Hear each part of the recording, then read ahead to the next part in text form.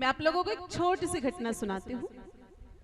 जिस समय हमारा देश आजाद नहीं हुआ था उस टाइम की ये घटना है। एक बार एक अंग्रेज, उसका माथा ही खराब था, वो रास्ते से गुजर रहा था और रास्ते में मेरे भाई बहन एक विप्र देवता का ब्राह्मण का घर था और वो विप्र देवता प्रतिदिन तुलसी जी को जल चढ़ाते थे। आप में से कितने लोगों के घर तुलसी जी, जरा हाथ ऊपर करिए। अच्छे लोग हो आप तो बहुत। सबके घरों में तुलसी जी होनी चाहिए। मेरे भाई बहनों, तुलसी जी का बड़ा महत्व है हिंदू धर्म में। जब माता सीता की तलाश करने के लिए हनुमान जी महाराज अशोक वाटिका गए, लंका में गए, तो वो ढूंढ रहे थे कि मुझे ऐसा कोई भगत मिल जाए जो मेरा काम कर दे, थोड़ी मुझे जानकारी दे दे। अब इतनी बड़ी लंका, सारे राक्षस ही राक्षस रहते हैं, लेकिन भगत ढूंढे तो कैसे ढूंढे। तब मेरे भाई बहनों, हनुमान जी महाराज को एक आंगन में तुलसी मैया दिखाई दी और घर की दीवारों पर राम राम राम लिखा हुआ दिखाई दिया। तो हनुमान जी महाराज चट वही पहुंच गए और मेरे भाई बहनों अंदर गए तो देखा वो विभीषण जी का मकान था। तो भाई, अगर आपके घर के आंगन में राम जी का नाम लिखा हुआ हो और घर के आंगन में तुलसी जी का गमला हो, तो आपके घर पे भी हनुमान जी महाराज पधार सकते हैं। जैसे वो विभीषण जी के घर पर गए थे, तो हम लोगों के आंगन में तुलसी जी होनी चाहिए। मेरे भाई बहनों, कुछ लोग फैशन के चक्कर में तुलसी जी नहीं लगाते आंगन में कि भाई आर्किटेक्चर ने मना कर रखा है, हमारे इंटीरियर डिजाइनर ने मना कर रखा है।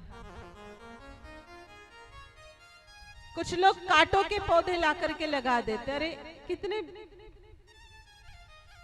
बेअक्ल लोग हैं जिनके घर के अंदर कांटों के पौधे होते।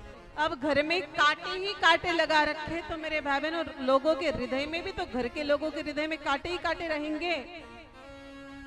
इसलिए ऐसे कांटे वाले पौधे तो बिल्कुल भी नहीं लगाने। आप सब लोगों को मेरे भाई बहनों घर के आंगन में तुलसी जी का पौधा जरूर रखना चाहिए। तो अंग्रेज ने वो तुलसी जी का पौधा उखाड़ दिया, जोर से फेंक दिया।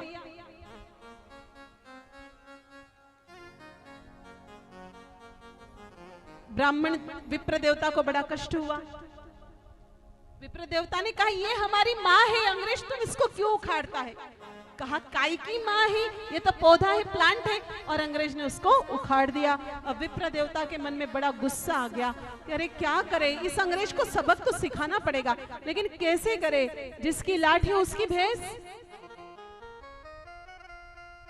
सबक तो सिखा के रहेंगे।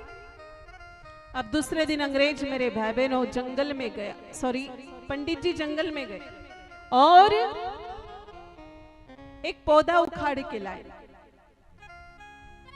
आप लोगों ने कभी नाम सुना होगा मेरे भाई बहनों, ससई पापड़ा, कोच की फली जिसको कहते, कोच बीज भी कहते। हाथ लगाते ही पूरे शरीर में अफरा तफरी मच जाती, ऐसी खुजली बंदर की तरह शुरू होती कि पूछो। पंडित जी ने लाकर के वो पौधा गमले में लगा दिया। दूसरे दिन अंग्रेज के आने का टाइम हुआ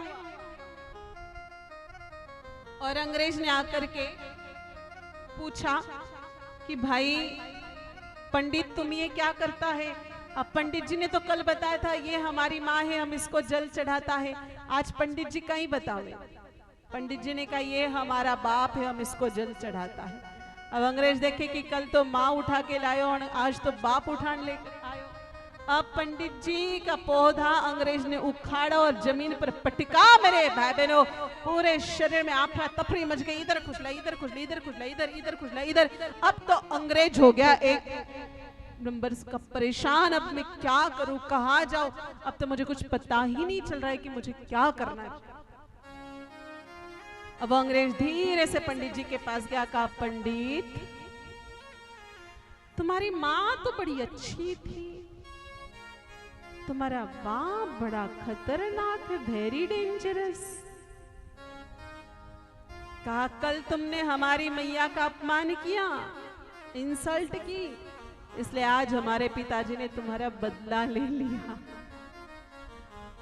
कहा अब क्या करे? कहा हमारी और एक मैया है जिसका नाम है गैया मैया।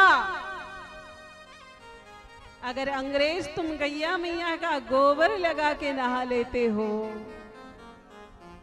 तो तुम्हारी सारी खुजली मिट जाएगी। अब मेरे भाई बहनों, गैया का गोबर लाया, अंग्रेज ने पूरे शरीर पर लगाया, रगड़ रगड़ के नहाया, पूरी खुजली मिटी। तब अंग्रेज ने चैन की सांस ली।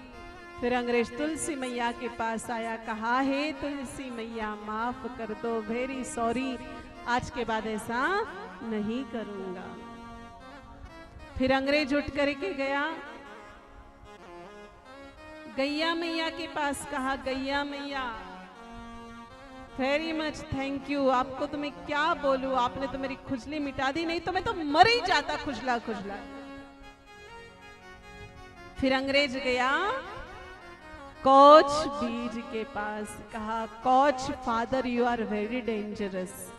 दूर से ही हम बाय बाय करके निकल रहे हैं और अंग्रेज वहां से चला गया। तो कहने का अर्थ ये है मेरे भाई बहनों, गाय माता के गोबर से जो व्यक्ति नहाता है उसके शरीर में किसी भी प्रकार की स्किन डिसीज नहीं बचती।